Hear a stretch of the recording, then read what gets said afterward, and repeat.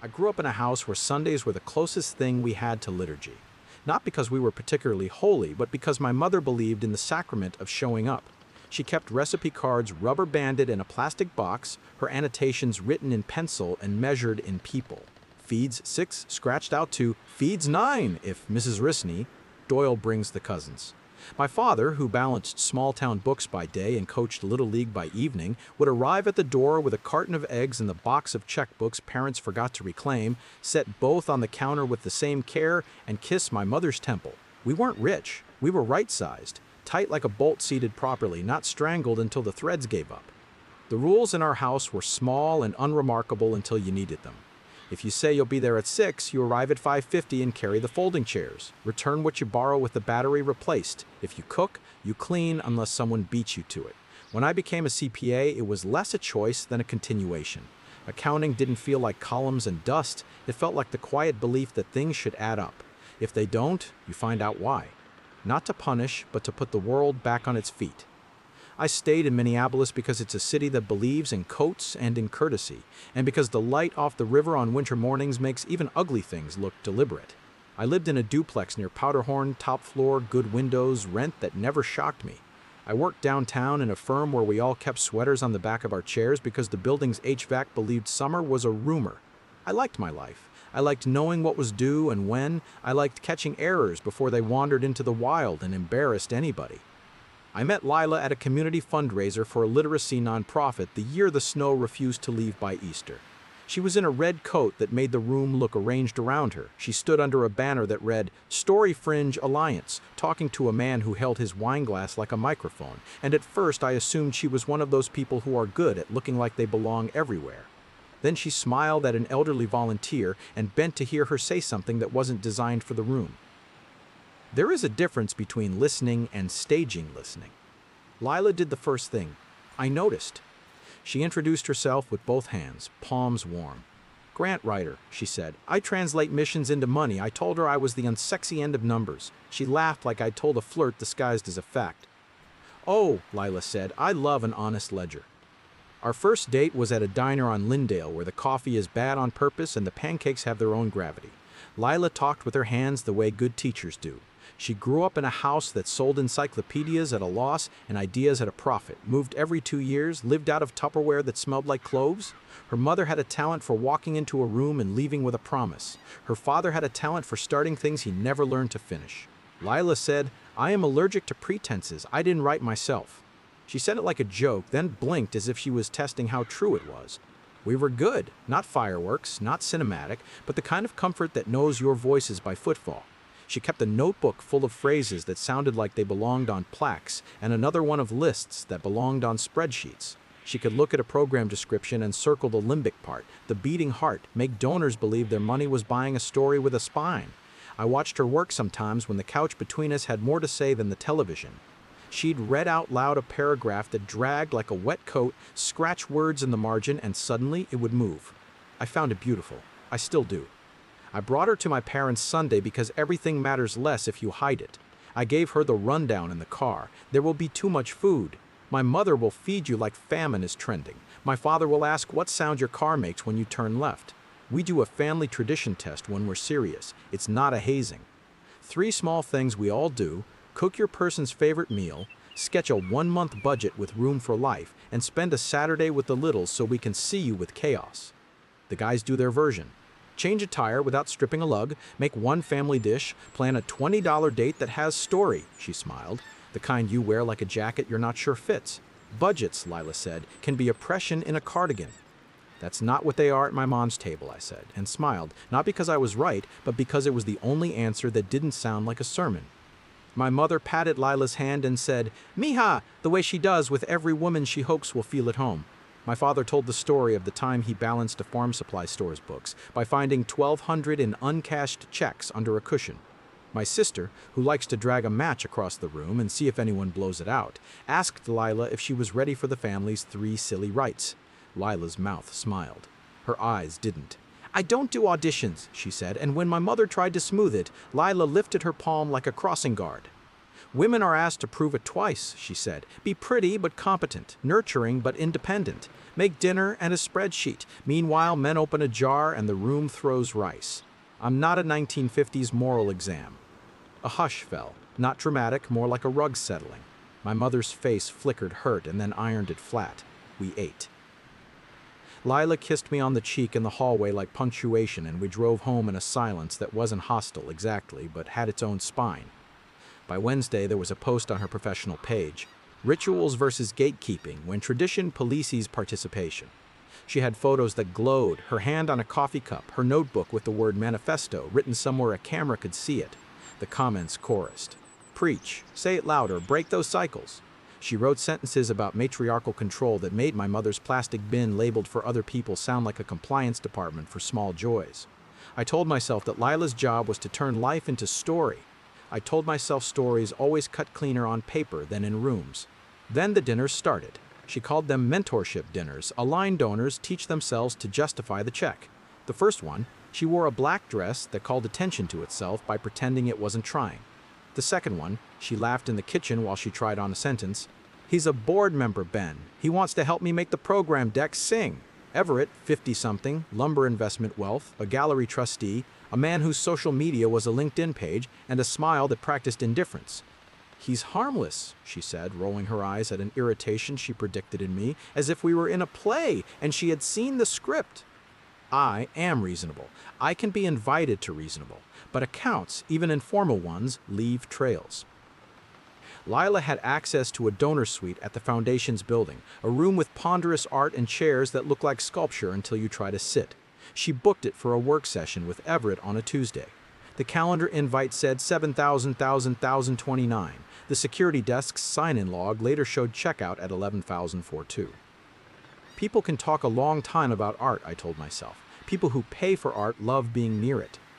Safety was a line item in the program deck Lila had been polishing for months. Safety kits for women leaving emergency housing. Safety protocols for volunteers who walk clients to and from bus stops in winter darkness. Safety, she said in meetings, is a value and a budget. She wrote it in the deck, bolded, then italicized, then took the italics off. I saw the drafts because she asked me to proof numbers that made her eyes glaze. The new version had a reallocation note in 8-point font. I read it twice. Donor access events, private strategy salons to cultivate sustained giving. The money moved. Not a lot, not dramatic, enough to argue about if you wanted to feel betrayed. The next week, she posted a photo from the Foundation's lobby. You could see a Calder mobile pretending not to stare. In the selfies corner, a piece of a man's wrist flickered. Expensive watch, a particular woven leather band I'd seen at a gala Everett had underwritten. It wasn't proof, it was direction. That Saturday, she said she had to swing by the Foundation to grab a binder. I was replacing the aerator on our sink and said I'd meet her at Common Roots in an hour, system plus time. I parked and walked because Minneapolis in April can't decide about spring. On the way, I passed the Foundation's valet loop, wrong time of day, nobody in it, and still the attendant was there, hands in pockets like a priest without a sermon. A black sedan idled, the donor suite windows glow like the idea of money. Everett came out first, laughing a laugh that wants to be seen. Lila came half a step behind, her head tilted, the easy lean of someone practiced at receiving approval. Everett placed his palm at the small of her back in a way that never feels accidental. He kissed her cheek. The angle of it, the no hesitation of it, said repetition more than experiment. She lifted her chin into it like she knew where his mouth would be. I didn't take a photo. Not because I am noble, but because it would have made me feel like a cop in a neighborhood I live in. I went to Common Roots and ordered coffee like a man who is still in his own body. Lila arrived 12 minutes later with air around her, sat, smiled like nothing had shifted, and asked about my mother. We talked about nothing for 20 minutes like we were keeping something bigger from seeing us. I tried to be boring. Boring saves you from drama's gravity. I didn't open her laptop. I didn't build a wall in my head with photos for push pins. I did what I do when things don't add up. I followed the money and the calendar. I read the public version of the program deck. I saw where safety had become access. I pulled the building's 990s and board minutes because those are where institutions hide their confessions. I noticed who was present when chairs got chosen. I traced the parking garage entries from a public city dataset because sometimes cities tell on themselves without meaning to. I found one sedan that checked in at the foundation garage on 4 of the same nights. Lila booked the strategy salon. The plate lookup is legal if you pay for it, and if you're a CPA with clients who do fleet audits. The sedan belonged to a company Everett owned that owned other things that were better at making money than telling you why they did. I invited Lila to Sunday dinner again because I wanted to see if she could sit in a room where people expect to be themselves. She hesitated and posted a think piece instead. When rituals demand a performance, the policing of feminine labor. The photos were good. Her friends poured praise into the comments like it was a job. I put my phone face down and chopped onions until it made me cry honestly.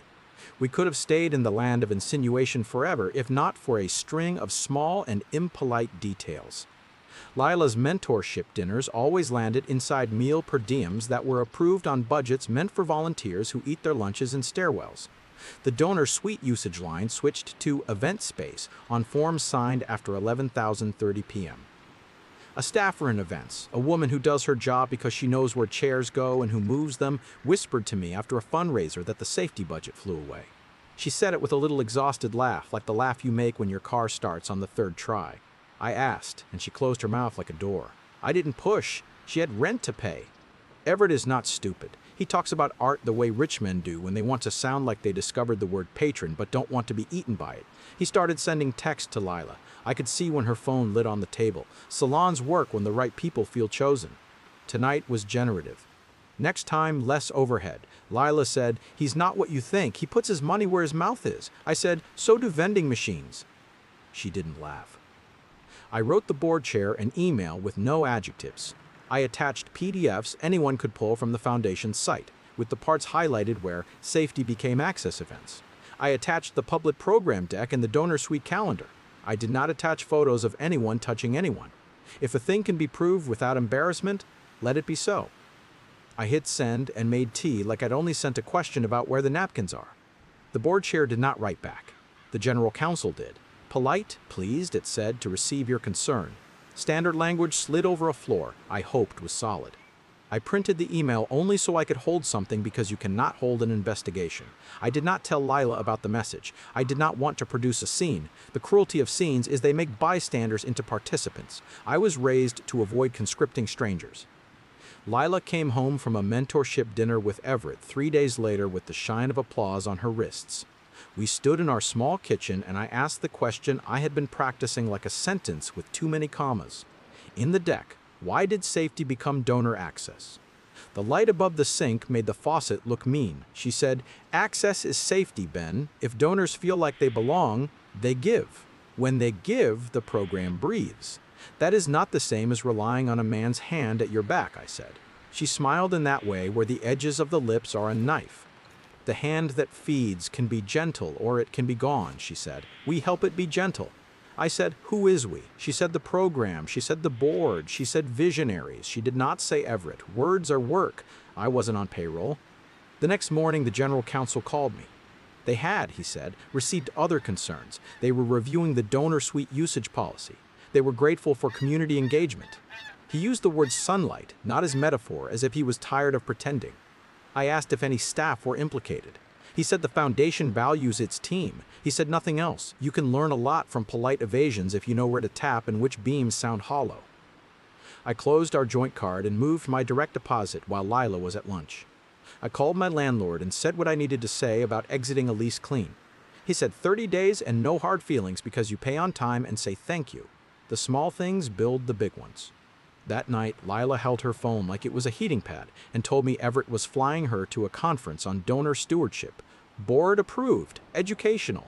There would be salons. There would be generative space. There would be, she said, safety in access. I said, "You're going to his room." She said, "Stop being provincial." I said, "I grew up where doors are transparent even when walls aren't." She said, "If you cannot hold my growth, that is your wound." I said, "If your growth only blooms in rooms without witnesses, that is yours." She posted a photo from the conference, a hotel with carpets designed by someone who hated shoes, a mirror shot with her in a green dress. In the upper corner, a reflection of a man's wrist with the woven leather band. Caption, "Doing the work with people who get it." Comments like a tide. A smaller account posted a panel photo. Lila at a mic, Everett in the front row with his jaw set in that practiced indifference. I close my phone because the internet fills every room you let it into. When Lila came home from the conference, she brought me a branded tote bag with a pen that wrote badly and hotel suites that tasted like refrigerator. She leaned against our counter and told me she was finally doing what she was meant for. People don't get it, she said. Everett gets it. He says I hide in translation. He says I should speak original. He says men like you will hate it because you want women to apologize for outgrowing the box you packed them into. I said, it is easier to call boundaries a box than to admit a door is locked from the inside. She said, you worship punctuality because it gives you the illusion of control. I said, I worship only what shows up. The general counsel's second email was shorter. They had temporarily stepped Everett back from certain engagements pending a review of donor access protocols. They thanked me for the documentation. They didn't name Lila. They didn't need to. Nothing in the email made a sound when you dropped it, but I felt the ground shift under my feet a fraction. I thought about Lila's safety budget. I thought about a woman waiting in a hallway because volunteers couldn't walk with her in pairs anymore. I thought about how often the phrase access is a hallway to a room only some people are invited into. I cooked Sunday breakfast at my parents' without Lila. My mother didn't ask why. She slid a plate toward me and tapped my wrist. Dignity, she said, not as command, as reminder. My father told a story about a bank reconciliation that didn't reconcile and how he slept better after he found the missing $23. We are small people. We sleep well when things line up. I drove home in snow that pretended to be rain and wrote a list on a page I tore from a pad. Close joint card, done. Reroute pay, done. Find sublet or pay overlap, call Monday. Schedule mediation, not because she'll agree, but because it makes a shape. Pack slowly. Leave the good knives. When I told Lila I was leaving, she didn't yell.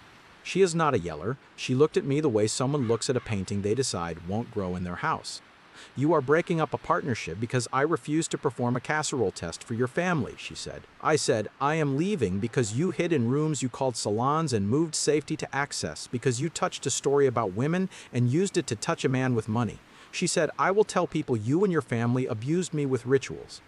I said, you can tell people the story you need to survive your own edits. I will not footnote it for you. I slept at my friend Owen's for a week because his couch is shaped like a confession and because he keeps the kind of coffee in his freezer that tastes like a decision. Lila texted long messages that alternated between fury and hymns. You don't support my work. You mistake your comfort for ethics. Everett says your controlling tendencies are a trauma response. Later she wrote, he isn't who I thought. He owes me money. He used me. I need a friend. Need is a word that sounds honest until you realize it wants to borrow your spine. I wrote the foundation, one more email with a PDF of the revised program deck, circled in the place where safety returned to safety, no italics, no footnotes, no access events in the margin. I did not need a thank you. I needed numbers to mean what they said. They replied 2 sentences that mattered. The board appreciates community oversight. Donor engagement policies will reflect our stated values. It reads like mush until you've lived in a room where mush is the only language people will risk speaking instead of saying, we saw what you saw. Lila kept working. Her posts pivoted from ethics to healing to rebirth to glamping in a calendar year the way a tree dresses itself for weather. Everett stopped appearing even in corners. I moved my things to a 1-bedroom near Stevens Square with a balcony that can fit 1 chair if you're not afraid of heights. I bought a plant and did not kill it. My mother said, this is training for more complicated things. Work got simpler the way a puzzle does after you find the edge pieces. I ran by the river after the first thaw and didn't time myself because I didn't want to be measured by something I was trying to enjoy. I learned the names of women who staffed the food shelf 2 blocks from my building, the ones who know which clients need potatoes and which need rice and which need someone to ask how their mother is. I watched the light in their faces when someone shows up twice in a row. I am sentimental about regularity. It is not romantic. It is how roofs stay on houses. I saw Lila at the farmer's market in July arguing with a vendor about the meaning of organic certification like she had invented photosynthesis. She saw me and smiled like we had once collaborated on a project and parted amicably. You look good, she said, eyes doing the scan we all pretend we don't do. Ring, watch, shoes, signs of a life that didn't burn when left unattended. So do you, I said, because I was raised right. Are we okay, she asked, as if okay is a park bench we could sit on. We're not at war, I said. That's enough. I'm glad your family learned about tests, she added like a closer. I wanted to hand her a sentence about humility and misapplied concepts, about how we changed the only test we ever believed in because life asked us to, not because she scolded us. But the honey was expensive, the sun was high, and my tomatoes were getting warm. I said take care and did. Sometimes people ask what happened. Gentle, like they're giving me a towel. Rough, like they want a story to eat. I say we weren't right for each other. If they push, I say we disagreed about where honesty starts. If they won't let it go, I tell the truth. She yelled patriarchy to hide a different kind of disrespect. The people who need to hear it nod like a gear catching a tooth. The people who don't say that's complicated. They're right, it is. I think about my father's line about bolts, snug, not strangled. You can force a stripped thread to grip for a mile, maybe a week. Then something gives, and when it does, it takes more with it than you plan to lose. That isn't cruelty, that's physics. It comforts me that the world has rules we didn't write but can respect. I think about how safety covered women like a blanket when we meant it, and how access becomes a door if the wrong hands hold the keys. I don't hate doors, I hate locks that call themselves generosity. I keep a list on my fridge now because it helps to have a ritual when ritual isn't a gate. Milk, onions, patience, compassion, boundaries. A line that says, call mom and ask about her knees and actually listen. Some nights I add more salsa as a joke, so I remember heat is a seasoning, not a meal. Some nights I add no more donor sweets. I smile at myself because memory has a sense of humor. Here's the thing that makes me honest, even when it embarrasses me. I miss the person I wanted Lila to be. I miss the feeling of watching her make a sentence walk. I miss the first hour of a fundraiser when everyone's hair is still holding and hope is still an appetizer. But I don't miss what we turned words into to justify someone's hand at her back. I don't miss the way I learned to read reflections in mirrors before the faces standing in front of them. If there's a moral, and I don't trust stories with morals, but here we are, it's this. Principles are precious, but they make terrible disguises. You can rail at patriarchal nonsense and still lie to people who feed you. You can write a manifesto about gatekeeping and still turn a safety budget into access for a man who calls himself a patron. The test was never casseroles or spreadsheets. It was always the 3 questions my mother keeps in her apron pocket. Did you show up when you said you would? Did you tell the truth when it mattered? Did you carry something heavy when someone needed you? Lila failed 2 out of 3 and laughed at the 3rd. I passed exactly 1 by leaving when it counted. What would you have done? Marched into the gala with a microphone and blown up the donor suite in front of the chandelier, or handed counsel the facts, moved your direct deposit, and let the light do the work without setting the room on fire? Where do you draw the line between boundaries and weaponized principles? Drop your thoughts below. If this story hit, please like the video, subscribe for more, and share it with someone who needs to hear it.